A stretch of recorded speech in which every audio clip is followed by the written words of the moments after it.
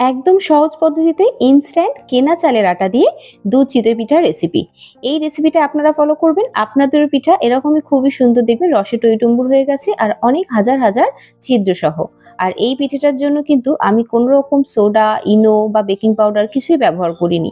একদম নর্মাল বানিয়েছি, যেরকম আগেকার দিনে মা ঠাকুমারা বানাতো সেইভাবেই, শুধুমাত্র নুন দিয়েই চালের আটাটাকে মিশিয়ে বানিয়েছি। আর এই পিঠেটা বানানোর জন্য কিন্তু কোনো রকম মাটির সরা বা খোলার প্রয়োজন হয় না। বাড়িতে থাকা যে কোনো রান্নার কড়াইতেই কিন্তু এই পিঠেগুলো বানিয়ে নিতে পারবেন। তো কিভাবে বানাবেন চলুন তাহলে দেখে নেওয়া যাক। আর ভিডিওটা ভালো লাগলে অবশ্যই আমার চ্যানেলটিকে সাবস্ক্রাইব করতে ভুলবেন না। প্রথমে আমি এখানে শুকনো আতপ চালের যে গুঁড়ো সেটা কিনে এনেছি বাজার থেকে ডাইরেক্ট। তো এখানে বাড়িতে কোনো চাল গুঁড়ো করার ঝামেলা নেই। চালের আটাটা এনে একটু চেলে নিচ্ছি, কারণ কিছু না কিছু ইম্পিউরিটিস কিন্তু থেকেই যায় চালের আটার মধ্যে। তো এখানে টোটাল আমি 1 কেজি চালের আটা নিয়েছি, আতপ চালের গুঁড়ো যেটা, সেটাকে ভালো করে চেলে নিয়ে এর মধ্যে আমি 2 টিস্পুনের একটু কম, এই 1.5 টিস্পুন মতো নুন দিয়ে দিলাম। নুনের পরিমাণটাও কিন্তু অবশ্যই ইম্পর্টেন্ট, কারণ নুনও যদি কম হয় তখনও কিন্তু পিঠে খুব ভালোভাবে ফুলতে চায় না। তো পর্যাপ্ত পরিমাণ নুনটাও কিন্তু দেওয়া খুব প্রয়োজন। এবার উষ্ণ গরম জল দিয়ে ব্যাটারটা বানিয়ে নেব। তো আঙুল ডুবিয়ে আমি এটা টেস্ট করে দেখছি যে আঙুলটা রেখে আমি সহ্য করতে পারছি কিনা। যখন দেখবো আঙুল ডুবিয়ে গরম জলে সহ্য করতে পারছি, সেই টেম্পারেচারটাই কিন্তু আমাদের ব্যাটারের মধ্যে দিতে হবে জলটা।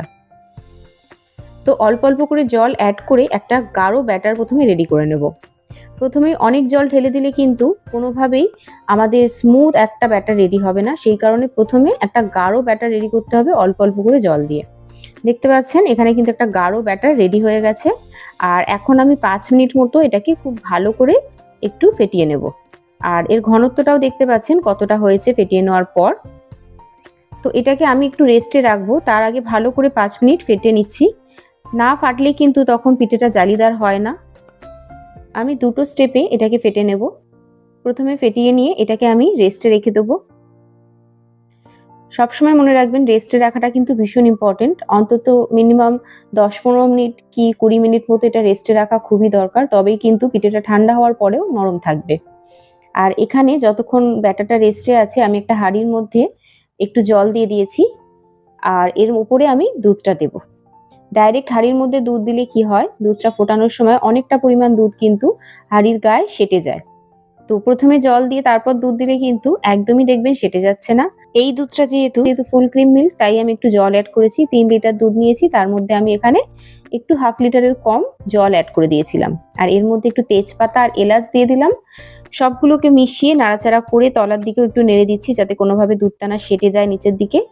তো এটাকে একটু ফুটিয়ে নেব। ঢাকনাটা লাগিয়ে দিয়ে দুধটা ফুটে